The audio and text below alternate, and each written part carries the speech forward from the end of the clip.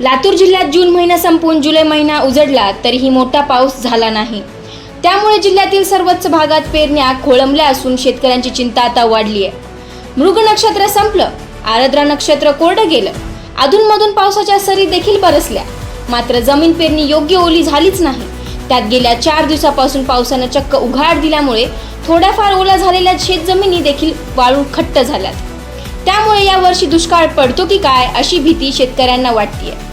याबाबत शेतशिवारातून थेट शेतकऱ्यांशी संवाद साधलाय आमचे प्रतिनिधी नितीन बनसोडे यांनी। जून महिना संपूर्ण उलटून गेला, मृग नक्षत्र गेलं आणि आता आरद्रा नक्षत्र देखील संपलं, तरी देखील पावसानं अजूनही दडी मारलेली आहे। शेतकऱ्यांना आता पेरणीची प्रतीक्षा आहे, मात्र पेरण्या खोळंबलेल्या आहेत। शेतकरी राजा पुन्हा एकदा अडचणीत सापडलेला आहे। गेल्या काही दिवसापूर्वी मी कातपूर शिवारातल्या जमिनीवरती तुम्हाला दाखवलं होतं की काही प्रमाणात ह्या जमिनीमध्ये पाऊस पडलेला होता, हलक्या ते मध्यम स्वरूपाचा पाऊस या ठिकाणी पडलेला होता। त्यावेळी जर मोठा पाऊस पडला असता तर या ठिकाणी पेरणी योग्य ओल निर्माण झाली असती, मात्र अजूनही तुम्हाला दाखवतो त्यावेळी दाखवलं होतं। त्यावेळी तर थोडीफार जमीन जी आहे ते वरच्या बाजूला ओली तरी दिसत होती, मात्र आता ही ओली जमीन देखील पूर्णपणे आता सुकलेली या ठिकाणी दिसते आणि ही माती जर आपण पाहिली या ठिकाणी तर आता पूर्णपणे ही जमीन देखील सुकलेली दिसते। याचा अर्थ असा होतो की या जमिनीमध्ये अद्याप ही पेरणी योग्य ओल निर्माण झालेले नाही, मोठा पाऊस पडलेला नाही। त्यामुळे कुठं ना कुठं शेतकऱ्यांना पेरण्यासाठी जे आहे ते अजून मोठ्या पावसाची वाट या ठिकाणी पाहावी लागते आणि शेतकऱ्याच्या पेरण्या या ठिकाणी खोळंबलेल्या आहेत। जिल्ह्यातल्या जळकोट तालुक्यामध्ये वगळता जिल्ह्यामध्ये सर्वत्र अशाच परिस्थिती आहे। माझ्यासोबत या शेतीचे शेतकरी या ठिकाणी उपस्थित आहेत। मला सांगा, किती दिवसापासून तुम्ही पेरणीची वाट बघताय? मी रोग निघाल्यापासून आम्ही शेती पेरणीची वाट बघायलो। पाऊस काही पडतच नाही, बी खात सगळं घेऊन ठेवलं पण काही पावसाचं हेच नाही। जमिनी पूर्ण कोरड्या आहेत, तुम्ही बघितलंच आहेत। आता ओल आम्हाला आता जवळपास पेरणी योग्य ओल आम्हाला 6 ते 7 बोट पाहिजे, तर ते ओल नाहीच, 1 बोट सुद्धा ओल नाहीये। गेल्या खरीपाच्या हंगामामध्ये पाहिलं गेलं तर मोठ्या प्रमाणात नुकसान या ठिकाणी झालं होतं, अतिवृष्टी झाली होती, त्यामुळे त्यावेळेसचं पिकी वाया गेलं होतं आणि आता पावसाने उघडीप दिली। जून महिना संपून गेला, उशिरा पेरण्या झाल्यामुळे काय नेमका परिणाम? उशिरला पेरणी झाल्यामुळे कीड पडणार, बी म्हणजे पिकावर परिणाम होणार, भाव भेटत नाही, नंतर पुढची पेरणी उशिरला होणार, मग ते पण नंतर त्याच्यावर पण कीड आळे पडणार, त्याला पण भाव भेटणार नाही। म्हणजे सगळीकडून आम्हाला शेतकऱ्याला नुकसानच आहे। अशा पद्धतीने पाहायला गेलं तर मला सांगा का, जिल्हाभरात हीच परिस्थिती आहे।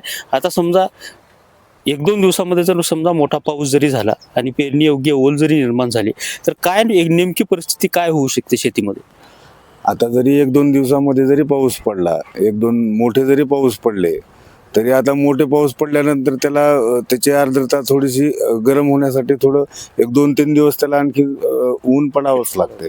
त्याच्यामुळं आणखी 2-4 दिवस पुढं म्हणजे आणखी 8-10 दिवस पुढं असं पुढं जाऊन हे असं दुष्काळग्रस्त परिस्थिती आता होईलच। आता काय सांगता येणार नाही। या 2-4 दिवसात पाऊस पडला तर बरं आहे, नाही पडला तरी सदृश परिस्थिती तुम्ही पाहिलेली, आता काय होणार आहे ते। उन्हाळ्यानंतर सहसा शेतकरी मृगाची वाट पाहत असतो। मिरूग निघालं, पेरणीसाठी चांगलं वातावरण तयार झालं की शेतकरी पेरणीची घाई करतो मिरगाची, पण ह्यावेळी मिरूग निघूनही काय उपयोग झाला नाही।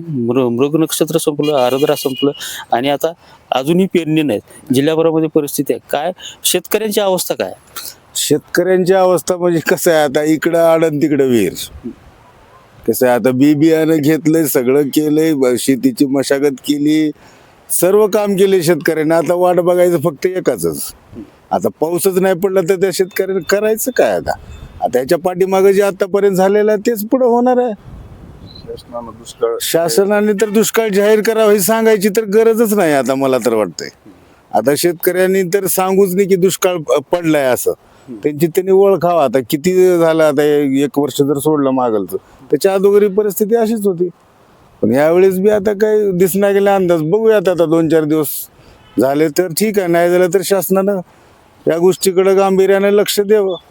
निश्चित स्वरूपात अशा पद्धतीने जर पाहायला गेले तर शेतकरी राजा हा नेहमी कुठल्या ना कुठल्या आसमानी किंवा सुलतानी संकटात अडकलेला आहे. मात्र यावर्षी जर पाऊस उशिरा झाला आणि पेरण्या जर खोळंबल्या, पेरण्या उशिरा झाला, याचा थेट परिणाम पिकावरती होणार आहे आणि शेतकरी पुन्हा एकदा अडचणीत येणार आहे. त्यामुळे शासनानं कुठं ना कुठं या गोष्टीचा गांभीर्यानं विचार करून दुष्काळ जाहीर करण्याची मागणी आतापासूनच व्हायला सुरुवात झाली आहे. कॅमेरामॅन सुनील गवळीसह नितीन बनसोडे, एकमत डिजिटल, लातूर.